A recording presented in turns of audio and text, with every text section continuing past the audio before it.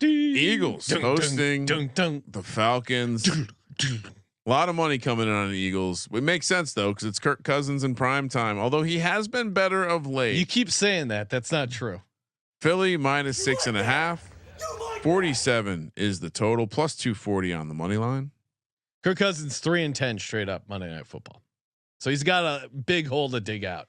ATS is where he has not been bad over the last 3 seasons, but he looked cooked.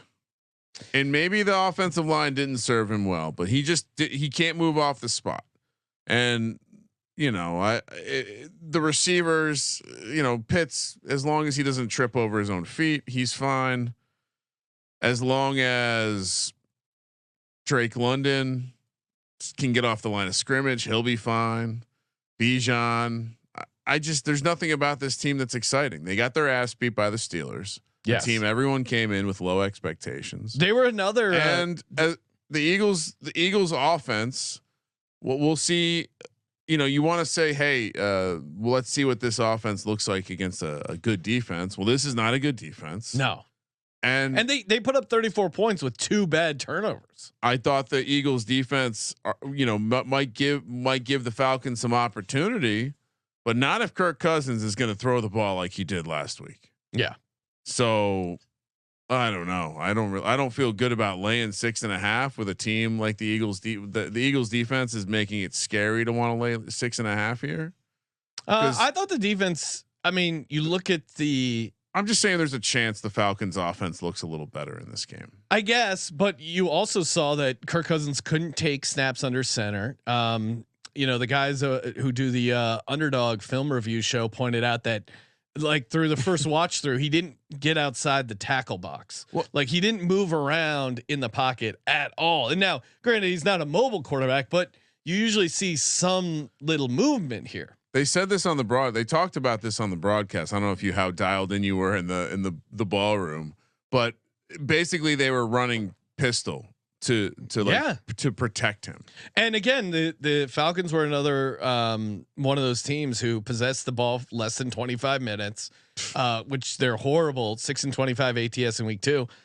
I think the market is just off as far as Atlanta. I think if we're going to look back on this and say this should have been 8.5. Yeah, the Philly offense has some issues with the turnovers, but again, and the defensive side too, like, some of it's tough to handicap, honestly, because there were a bunch of broken plays both sides.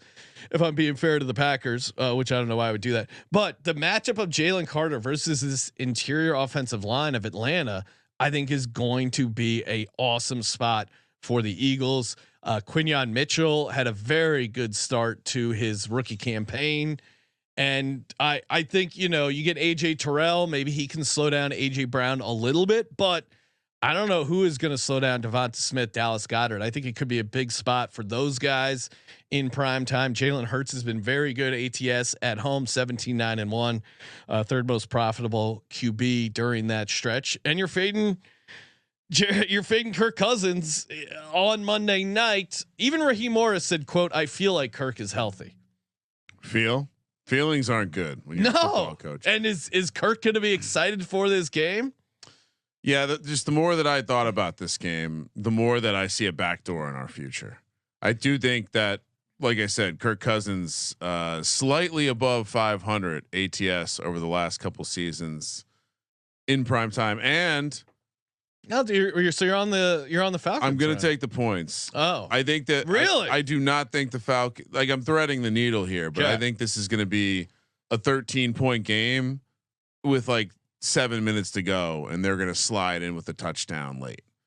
I think Philly's going to control the game, but I do think the offense for Atlanta will have some drives, and I think we'll come out of this thinking that the Eagles' offense is looking solid and the defense is still a work in progress.